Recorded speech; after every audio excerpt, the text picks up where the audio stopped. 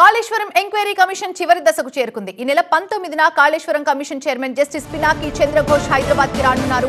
2 నుంచి 3 వారాల పాటు ఆయన హైదరాబాద్ లోనే ఉండనున్నారు. ఈసారి ప్రజా ప్రతినిధులని కమిషన్ బహిరంగ విచారణ చేయనుంది. ఇప్పటికే ఉన్నతాధికారులు స్మితా సబర్వాల్, ఎస్కే జోషి, సోమేష్ కుమార్, రజత్ కుమార్, వికాస్ రాజ్ విచారించిన కమిషన్ త్వరలోనే మాజీ మంత్రులను విచారించనుంది.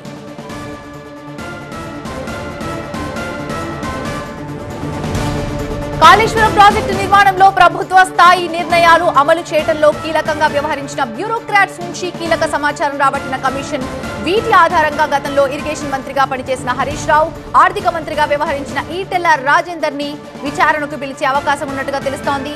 పూర్తి సమాచారం వచ్చిన తర్వాతే వాటి ఆధారంగానే విచారణకు పిలవాలని కమిషన్ భావిస్తోంది. కాళేశ్వరంపై ఇప్పటికే సగానికి పైగా విచారణ పూర్తి చేసిన కమిషన్ ఫైనల్ రిపోర్ట్ ని సిద్ధం చేస్తున్నట్టు వార్తలు వినిపిస్తున్నాయి. దీనికి సంబంధించిన బ్రేకింగ్ న్యూస్ మనం చూస్తున్నాం.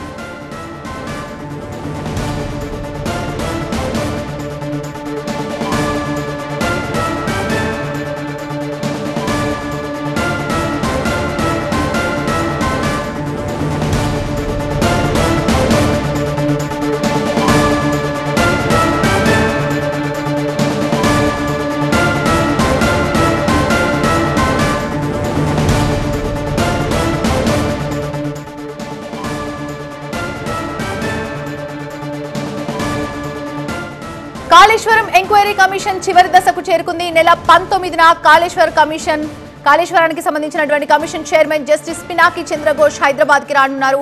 దాదాపు 2 నుంచి 3 వారాల పాటు ఆయన హైదరాబాద్ లోనే ఉండనున్నారు. ఈసారి ప్రజా ప్రతినిధులని కమిషన్ బహిరంగ విచారణ చేయనుంది.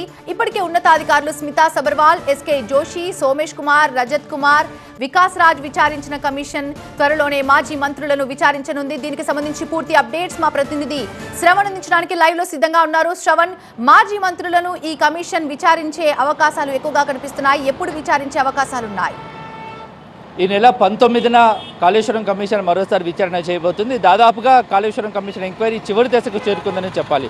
గత మార్చిలో కాళేశ్వరం కమిషన్ ఏర్పాటు చేశారు. కాళేశ్వరం ప్రాజెక్టులో దాదాపు 1,50,00,000 కోట్ల వరకు అవినీతి జరిగిందని, డొల్లగా ప్రాజెక్టు నిర్మించారని ఎంక్వైరీ చేసిన ప్రభుత్వం గత సంవత్సరంగా విచారణ జరుపుతుంది. చివరి దశకు చేరుకుంది. దాదాపుగా ఈ నెల 19కి Kaleshwaram commission chairman justice Pinaki Chandra Ghosh Hyderabad రాబోతున్నారు. దాదాపు 2 నుంచి 3 వారాల పాటు హైదరాబాద్లోనే ఉంటారు.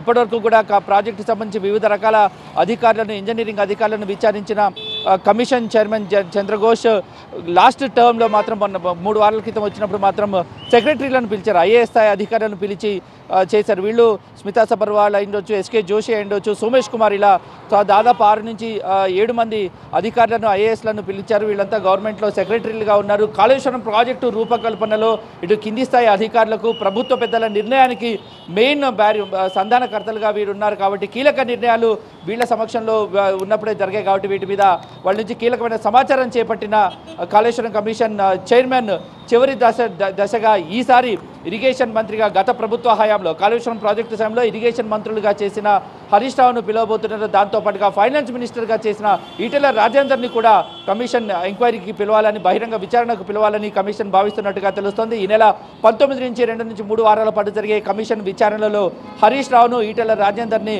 కమిషన్ బహిరంగ విచారణకు పిలిచి బహిరంగ విచారణ చేసే అవకాశం ఉంది. ఎందుకంటే కాళేశ్వరం ప్రాజెక్టు రూపకల్పన జరిగినప్పుడు మొదటి స్పెల్లో తెలంగాణ ఏర్పడిన తర్వాత మొదటి 5 సంవత్సరాల కాలంలో ఇరిగేషన్ మంత్రిగా హరీష్ రావు ఉన్నారు. అలాగే ఫైనాన్స్ మినిస్టర్గా ఈటెల రాజేందర్ ఉన్నారు. సో అప్పుడే రూపకల్పన జరిగింది. ఇరిగేషన్ మినిస్టర్గా హరీష్ రావు ఎటువంటి నిర్ణయాలు తీసుకున్నారు, హరీష్ రావు వరకే నిర్ణయాలు ఉన్నాయా, ముఖ్యమంత్రి స్థాయిలో నిర్ణయాలు జరిగాయా, నిర్ణయాల మార్పులో ఎటువంటి ప్రభావం చూపించింది, ఎవరు నిర్ణయాలు తీశారు, ఎవరు ఫైనల్ డెసిషన్ తీసుకున్నారనే విషయంలో హరీష్ రావు నుంచి విచారణ చేయబోతున్నారు. దాంతోపాటుగా కూడా ఈటెల రాజేందర్ నుంచి కూడా ఆర్థికపరమైన అంశాల మీద విచారణ చేయబోతున్నారు. కాబట్టి ఈసారి 19 జరిగే విచారణలో హరీష్ రావు, ఈటెల రాజేందర్ని బహిరంగ విచారణకు పిలిచి కమిషన్ విచారించే అవకాశాలు కనిపిస్తున్నాయి. Right, thank you Shravan, thanks for the updates.